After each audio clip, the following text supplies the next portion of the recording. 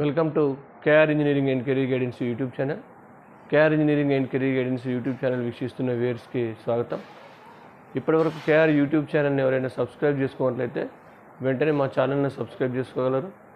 మరియు తప్పకుండా వీడియో చూస్తున్నప్పుడు ఒక చిన్న లైక్ చేయడం ద్వారా మీరు ఛానల్ని ఎంకరేజ్ చేసినట్టు అవుతుంది. కాబట్టి తప్పకుండా లైక్ చేయవలసిందిగా ఆస్పిరెంట్స్ని కానీ పేరెంట్స్ని కానీ కోరడం జరుగుతుంది.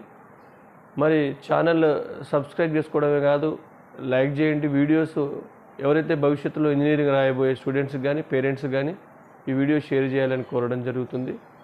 కేఆర్ జనరల్ వాట్సాప్ గ్రూప్స్ ద్వారా మీరు జాయిన్ అవ్వచ్చు. ఈ జనరల్ వాట్సాప్ గ్రూప్లో జాయిన్ అవ్వాలనుకుంటే మీరు నా నెంబర్కు మీ యొక్క మెసేజ్ పంపినట్లయితే దానికి సంబంధించిన గ్రూప్స్ లింక్ మీకు షేర్ చేసే ప్రయత్నం చేస్తాను. ఆ గ్రూప్ లింక్ ద్వారా మీరు జాయిన్ అయిపోవచ్చు. ఇవే కాకుండా కేఆర్ పర్సనల్ మెంటర్షిప్ గ్రూప్స్ ఉన్నాయి.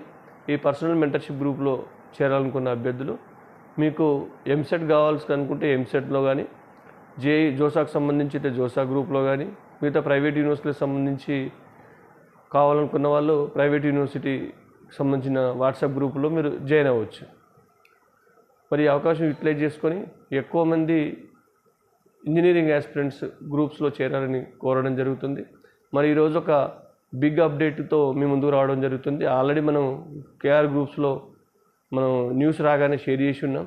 మరి దానికి సంబంధించి మనం ఏదైతే చాలా రోజుల నుంచి ఎదురు చూస్తున్నామో, ఎక్కువ మంది ఇంజనీరింగ్ ఆస్పిరెంట్స్ ఏ పరీక్ష ద్వారా అయితే సంతృప్తి చెందుతారో మరి దాని యొక్క నోటిఫికేషన్ అంటే ఎంసెట్కి సంబంధించింది.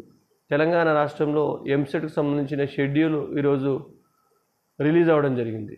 మనం ఆల్రెడీ 2 డేస్గా చెప్తూ ఉన్నాం. ఈరోజు ఎంసెట్ కమిటీకి సంబంధించిన సమావేశం ఉండేది.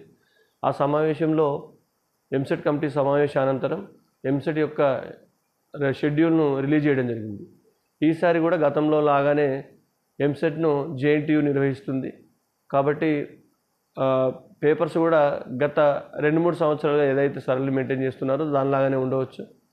మరి టీఎస్ ఎంసెట్ యొక్క అప్లై చేసే వాళ్ళ సంఖ్య కూడా ఈసారి పెరిగే అవకాశం ఉంటుంది. ఎందుకంటే చాలా వరకు ఎక్కువ మంది ఇంజనీరింగ్ కోసం పోటీ పడుతున్నందున మరి జేఈ లాంటి పరీక్షల్లో సక్సెస్ కాలేని విద్యార్థులందరికీ ఇదే ఆధారం, ఇదే ఆప్షన్. మరి ఈ ఆప్షన్ కాక వేరే ఆప్షన్స్ ఉండవు. అంటే అందుబాటులో ఫీజులు ఉండి ఫీజు రియంబర్స్మెంట్ స్కీమ్ ఉంటుంది. కాబట్టి ఎంసెట్కు ఎట్లాగో విపరీతమైన కాంపిటీషన్ ఉంటుంది. దాదాపు 2.5 లక్షల వరకు అప్లై చేసే అవకాశం ఉన్నట్టు మనకు తెలుస్తూ ఉంది.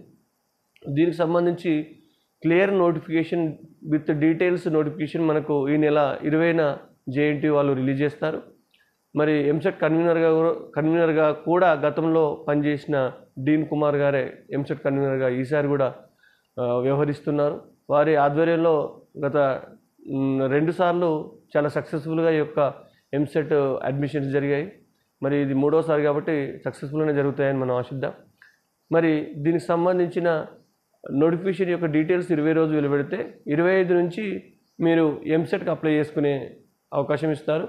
అప్లికేషన్స్ ఫిబ్రవరి 25 నుంచి ఏప్రిల్ 4వ తేదీ మధ్యలో మీరు అప్లై చేసుకోవచ్చు. అంటే ఏప్రిల్ 4వ తేదీ లోపు అప్లై చేసుకోవాల్సి ఉంటుంది. ఏప్రిల్ 4వ తేదీ ఈ తెలంగాణ రాష్ట్రంలో ఎంసెట్ అప్లై చేసుకోవడానికి చివరి తేదీగా వాళ్ళు డెడ్లైన్ ఇచ్చారు. మరి దీనికి సంబంధించి మనకు ఆల్రెడీ ఇంతకుముందు ఎగ్జామ్ డేట్స్ కూడా ప్రకటించడం జరిగింది గతంలో ఒక 10-15 డేస్ బ్యాక్.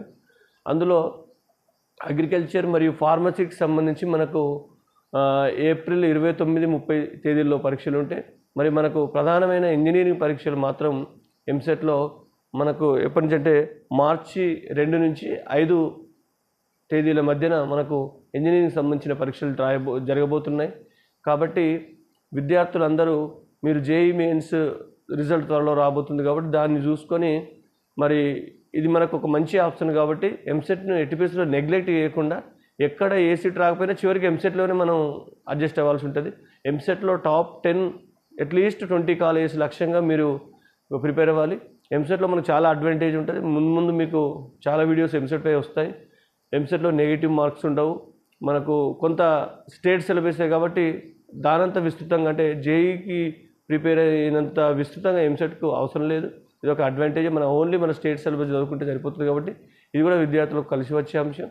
మరి మీరు ఎవరైతే 10,000 లోపు ర్యాంకింగ్గా ఎంసెట్లో మీరు సంపాదించినట్లయితే మీకు పూర్తిగా ఒక్క రూపాయి ఫీజు కట్టకుండా 100% ఫీజు రీఎంబర్స్మెంట్తో కూడా మీరు చదువుకోవచ్చు. దానికి సంబంధించిన పూర్తి డీటెయిల్స్ మీకు భవిష్యత్తులో మరిన్ని వీడియోల ద్వారా అందజేస్తాం. ఇది ఈరోజు మనకు ఎంసెట్కి సంబంధించిన సమాచారం. ఇది బిగ్ అప్డేట్ అని అనుకోవచ్చు.